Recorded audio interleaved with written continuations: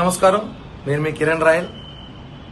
ఏదో YCP social media వాళ్ళు ఆ పేటీఎం డాగులు పాపం బాగా తెగ కష్టపడుతున్నారని నా కోసం నన్ను దుష్ప్రచారం చేయడానికి.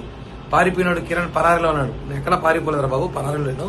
నాకు పనులు ఉంటాయి కదా, పనులు చూసుకోవాలి కదా. మీలాగా మీ నాయకుల్లాగా మేము 1,00,000 కోట్లు దోచేసు మీలాగా స్కాములు స్కిల్స్ చేయలేదు. మేము కూడా డబ్బులు దాచిపెట్టడానికి ఏదో పనుల మీద తిరుగుతున్నా. ఒకటి గుర్తుపెట్టుకోండి, ఇప్పుడు ఏదైతే ఆడియోలని అవన్నీ ఇవన్నీ చెప్పి మీరు పుకార్లు చేస్తున్నారో ఇవన్నీ కూడా ఆల్రెడీ న్యాయస్థానం సబ్మిట్ చేస్తా. అన్ని కోర్టుకి వెళ్ళిపోయినా ఇంకా అన్ని కోర్టులో తెచ్చుకుంటాం.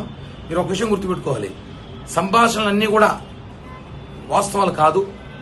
మీరు అన్ని వాస్తవాలు అనుకొని ప్రచారం చేయడం కూడా కరెక్ట్ కాదు. అన్ని కూడా కోర్టులో ఉంది, న్యాయస్థానంలో అందరూ న్యాయం జరుగుతుంది.